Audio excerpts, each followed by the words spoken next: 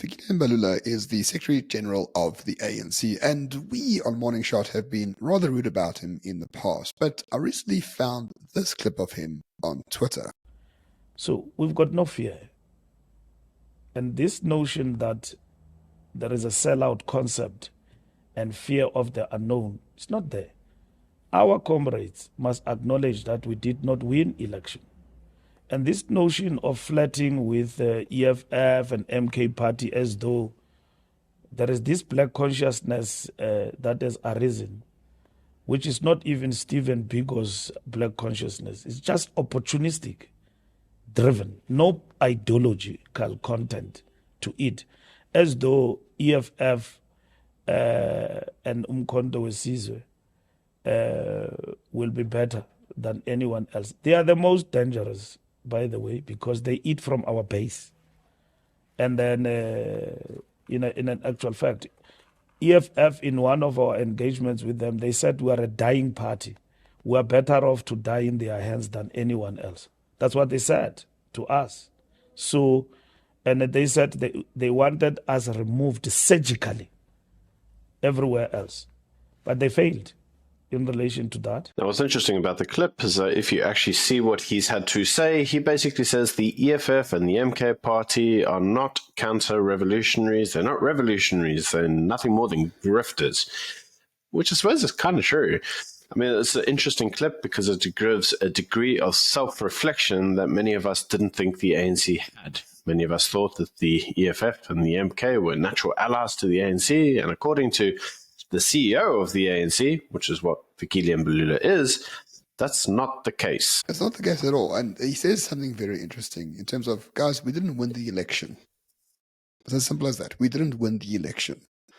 And if your other parties come to you and say, listen, you're a dying party, we want to kill you, we believe in personal selfish reasons for politics, we don't want to rule the country in any meaningful way, we can't work with those people. They are not and never have been natural allies of the ANC. And Byron, I'm sure we said this before the election happened. We said it's very unlikely that the ANC would go into bed with the EFF and MK based on these material reasons. Yes, we did. So for those of you who need your memory rejogged, the EFF basically came out and said that they would like to partner with the ANC everywhere, because what they would do is use their positions of power in order to basically obliterate or kill the ANC from within. It's basically like a virus going in and killing the host. But that was deliberate. So Fikile Mbalula says, and he asked the question, why would you think that we would want to partner with guys that openly advocate for killing our party? That doesn't make sense. And that was the basis of the video that we made about a year ago. But naturally, the media and many in the social commentary did make the statements that it seemed like they would be the natural allies. So a coalition between the two seemed logical. Now, in some degrees, that wasn't the most stupid logical conclusion, because if you recall, Ramon, they are in coalition in Durban and Johannesburg. So they have actually got used to being in coalitions. They're also in a coalition with the EFF in Nelson Mandela Bay in Port Elizabeth. So if you think about it, it wasn't exactly entirely unusual or unthinkable that they would partner with the ANC.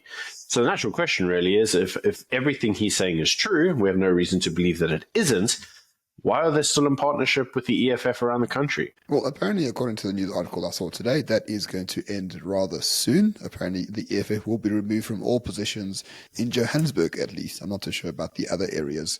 I see some of the talks in Durban have broken down to a substantial degree as well, due to the EFF being in positions of power. But essentially, what you're seeing, Byron, is the ANC is not this monolithic thing with its own brain. It is a lot of different mafias with their own little brains fighting amongst each other, which is why there's such a discrepancy between the national level, the provincial level, and now the local level. And this is something that's going to happen over and over and over again. But what is really interesting to me is, where the hell was Fikile Mbalula, the reasonable, pragmatic centrist, before this election? Because before he was a bit of a maniac. But now he seems to be not a maniac. Was that all a play, or has he just matured overnight? It's very strange. Yeah, so we spoke about this earlier before recording, and we did say, and I said to you, it's very peculiar because it's one of two things are happening here. Either Fikile Mbalula before wasn't really authentic and he was just saying stupid things and not caring, or he was kind of just being cruel and malicious. It's one of these. Which is it? Because he can't be this reasonable, well-educated guy, well thought of, and speaking clearly and really kind of articulating his ideas on one day, and then the next day he's just retarded. There must be a reason for it. Now, according to Fikile Mbalula, the reason he's no longer retarded is because they didn't win the election.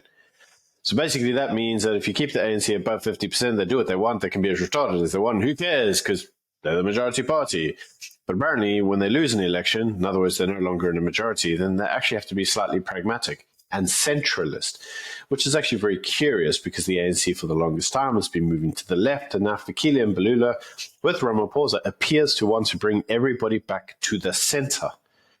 It's very odd because this isn't the trajectory the ANC's been on for the last 5 or 6 years. So I want us to ask the question, what changed? Now, yes, the answer is obviously they did lose in the election, but seriously, mate, what actually changed? I mean, losing the election is one thing, but the guy we're seeing now isn't the guy we saw before. Well, look at the government of national unity, which is in essence a government of different people and different ideologies. And the only way to bring them together in a material way is to be centrist and pragmatic. And I think there is influence of the IFP, of the DA, of the Freedom Front Plus, even the PA at this stage, who are reasonably centrist parties for the most part. Let's just leave it at that. Who say, well, I mean, we want to fix the country with you, the ANC. We see the ANC as a political party. We don't want to kill you. We're not going to eat you alive like the EFF or MK wants to. So therefore, if we want to fix things, we have to be pragmatic about things, and we need to be reasonable about things. And I think that is essentially it. Your cabinet is more reasonable. There's less groupthink. There's more reverberations of different ideas about how to fix certain things. And if the cabinet can agree to fix things without ideology, well, there's no room for ideology, so why have it in the first place? Yes, and it's very curious because a lot of the feedback that we're getting is that to a large degree, a lot of the government departments have been babysitting ministers for a serious amount of time. And now that there's actually some ministers being appointed of some degree of at least competence that don't need to be babysat, the actual civil servants themselves are actually quite keen to just get on and do their jobs. So we may actually see something positive there. And this shows you that when you actually have a slight degree of leadership, which the country's been sorely lacking for the last 5 to 6 years, that things start to get done. So why do we reference all this to you, ladies and gentlemen? Why was this conversation even important? Well, the answer is actually a lot easier to explain than you might think. And that is that the position of Secretary General is traditionally thought of as the stepping stone to the position to become president. So in theory, Fikile Mbalula could one day be the actual president of South Africa. And now you have to ask yourself the question, which Fikile Mbalula do you want as president? Do you want the old retarded one, or do you want the new one, the new and improved Fikile, which we are seeing, the one that's slightly competent and actually talks like a reasonable centralist? Well, I think this one, obviously. Yeah, definitely. And I think the government of national unity, for the most part, is going to hold. I think there will be an appeal to be centrist and pragmatic and reasonable in a lot of ways. We're going to see how they're going to deal with the BE question, with the NHI questions, with a lot of the stupid policies that have been passed under the Sixth administration. We'll see how those are dealt with. There's going to be growing pains on both sides. But by the looks of it, Fikile is maybe laying the foundation to become the president of the ANC in 2027 and maybe the president of the country in 2029. And he knows he has to do so by being the reasonable, pragmatic adult in the room. And I'm a bit taken aback by it, but I'm actually really grateful to see it. I'm always happy when I'm surprised by someone. And I don't think we should be too harsh on someone as past, as long as they can learn from it and become reasonable in the future. Yes. Now, one must remind ourselves that obviously two things you mentioned there was the BE question and the NHR question. The DA isn't necessarily anti either of those. So the DA did say they don't actually have a problem with NHR, they just have a problem with outlawing the private sector.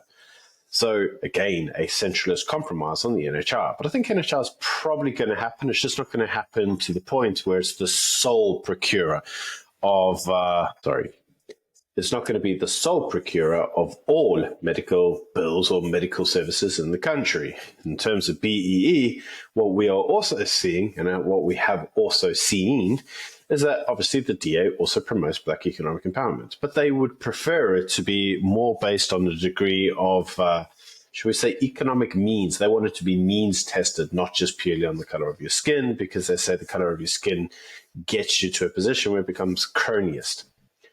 All centralist type policies. So it does seem, based on this, that the future is a centralist future for South Africa, which isn't necessarily a bad thing. The question really then becomes is what will happen with Ramaphosa, because come 2026, they have their next electoral conference. Ramaphosa may win, he may not. If he does not win, will he resign as his predecessors in the past has and hand the reins on to someone else? We don't know.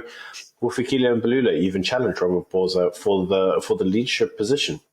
Don't know. It's very interesting times to be alive. South Africa certainly has a very interesting administration to look forward to.